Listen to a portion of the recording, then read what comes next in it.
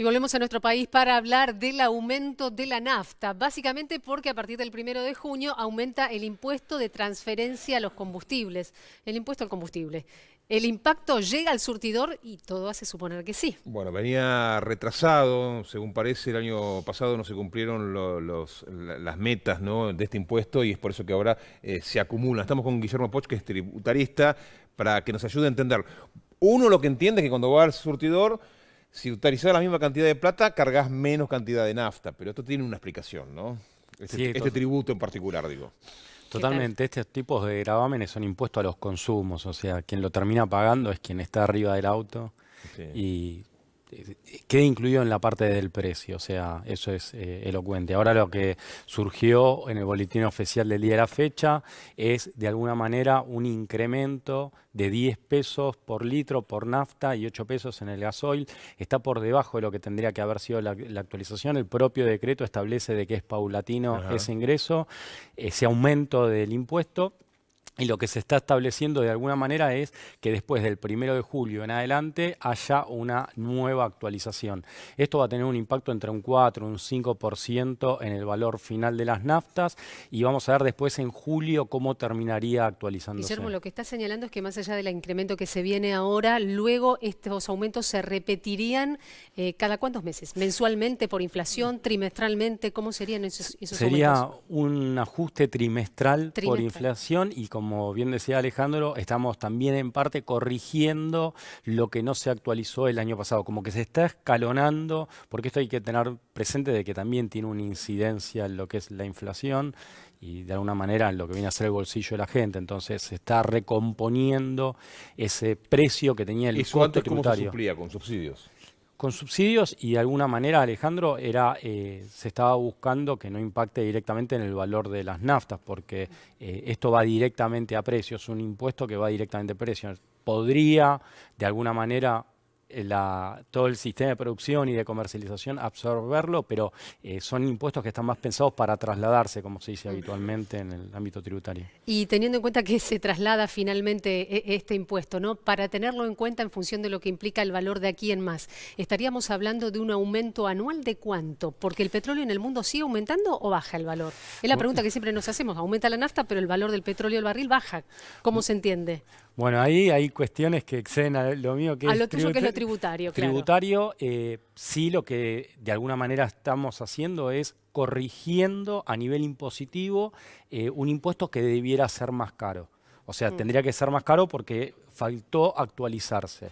Entonces, en esta primera parte del año se actualizaba lo que era el primer semestre del año pasado, queda seguir corrigiendo y eso va a tener impacto en el precio total. Tiene que ver con este famoso sinceramiento de precios, ¿no?, como se lo denomina. Bueno, ahora las naftas, los combustibles en Argentina están allá a precio internacional. Lo que se va corrigiendo es justamente los saltos a nivel inflacionario, ¿no? Bueno, hoy diferentes especialistas decían, por ejemplo, sobre el valor del precio del servicio de los subterráneos, que va a estar durante los próximos 5 días hasta que la justicia termine de tomar un accionar al respecto, volverá a 125 pesos, ahora se está cobrando 575. Y decían que no existe, aunque a uno le cueste, ¿no?, pagarlo, que no hay país en el mundo donde el metro valga 12 centavos de dólar. Eso es el famoso sinceramiento. Ahora, después, que nos cueste pagarlo a los usuarios es otro tema. Sí, en materia económica hay que entender que siempre alguien termina pagando ese precio. O lo pagás vía precio o lo pagás vía subsidio. Claro, y cuando vos hablás de un subsidio, atrás hay una recaudación que tiene que generarse. O sea, siempre el costo de la economía es la naturaleza en su extremo. O sea, el precio, las cosas valen y vos lo tenés que ir conformando ese precio, subsidio o vía precio. Y ese subsidio es atrás un impuesto.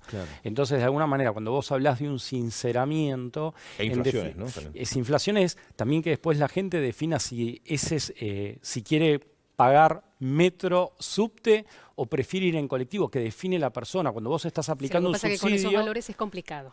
Es complicado. Totalmente. Claro, ese es el tema, ¿no? Cuando hablamos del transporte público. Guillermo, te llevamos a otro campo, pero también tiene que ver con el aspecto impositivo y está directamente relacionado con el impuesto país. Este fin de semana, el presidente Milei dijo que está dispuesto a que deje de tributarse el impuesto país. Recordanos, antes de contestarnos qué impactaría o cómo impactaría esto, en dónde se aplica el impuesto país y por qué el gobierno amplió un poco justamente el rubro del impuesto en estos meses. Bueno, es un impuesto que lo que viene a aplicar es la compra de moneda extranjera, ¿sí? Y de alguna manera lo que se trataba de corregir era la diferencia de valor entre el dólar billete, o sea, dólar valor calle, y el dólar oficial, y trataba de amortiguar ese precio entre esa brecha que había.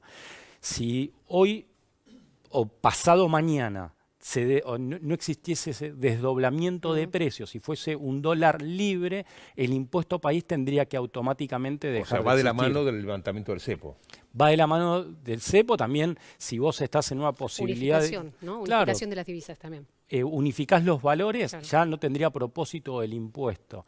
Entonces lo que se comentó el fin de semana es que de alguna manera la intención es quitar el impuesto. Hay que tener presente que hoy es un impuesto que está dando bastante recaudación, tuvo mucho incremento el gravamen en cuanto a porcentaje de recaudación en relación a otros impuestos. El impuesto país es coparticipable a las provincias. Sí, o sea, ahí está más limitado. Las provincias los están No, reclamando. es lo que reclaman Claro. las provincias Claro. desean Las que provincias sea, reclaman y el gobierno no. y el Claro. gobierno de alguna manera, por una cuestión de caja, porque también hay que entender de que hubo una merma a nivel de impuesto a las ganancias, que eso impactó tanto en nación, en provincias.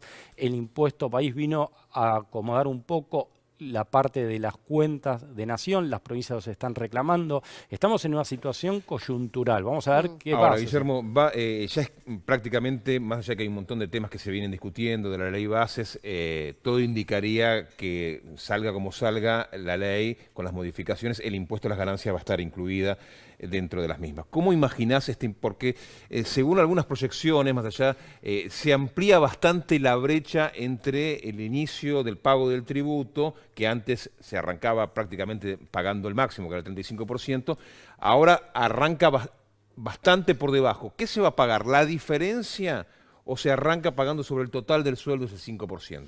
Bueno, hay umbrales. Hasta lo que es hasta hoy, vamos a ver después qué termina surgiendo de senadores, la discusión parlamentaria de senadores y qué vuelve a diputados, porque eso ya es casi como dato, no es casi novedad, sino es dato.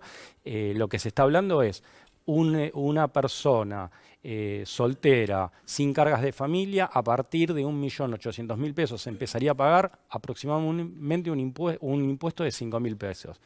Y alguien que una familia tipo, con cargas de familia, cónyuge más 2 hijos, a partir de 2 millones, 2.300.000 y de nuevo con 5.000 pesos. Y Alejandro, y vos lo que comentabas es que de alguna manera el proyecto de reforma trae una alícuota mucho más progresiva que antes. Gracias por traducirme, porque la verdad eso es lo que quería decir, pero no me salía. Por favor. De alguna manera antes rápidamente entrabas al 35%. Claro. Ibas a una alícuota del 35%. Pasabas rápidamente. Hoy lo que se está buscando es darle una progresividad, que es algo que siempre se estuvo buscando, de que el impuesto a las ganancias sea más progresivo. Si de alguna manera después sucede de que la persona rápidamente llega al 35%, se convierte en un impuesto un poco injusto. Entonces, darle progresividad es razonable desde un punto de vista teórico-técnico. Nos queda hablar de retenciones, pero para la próxima. Por favor. Muchísimas gracias, Guillermo Pocha, acompañándonos con las explicaciones respecto justamente a la política impositiva, con algunos adelantos que ha hecho el Gobierno Nacional sobre el tema. Seguimos repasando más noticias.